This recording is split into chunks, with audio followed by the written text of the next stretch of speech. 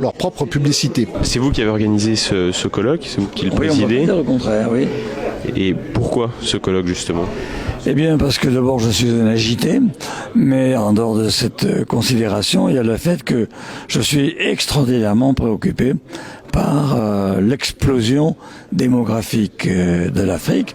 Et avec toute la sympathie que je porte aux Africains, je crains que cela ne se traduise par un débordement humain, c'est-à-dire des courants migratoires écrasants et qui vont, je serai brutal, tuer la civilisation européenne.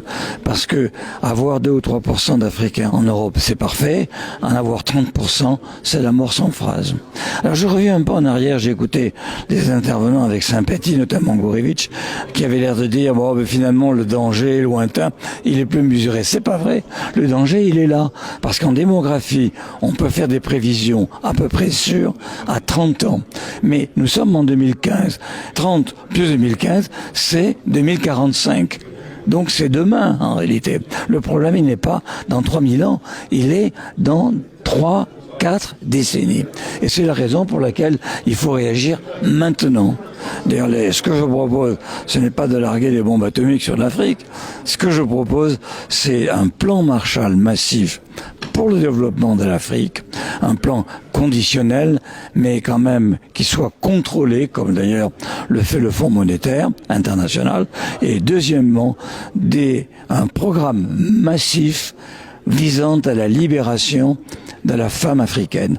La condition féminine en Afrique, qu'on le veuille ou non, est abominable. Elle l'est encore abominable. Or, c'est la femme africaine qui détient la clé de l'avenir du continent.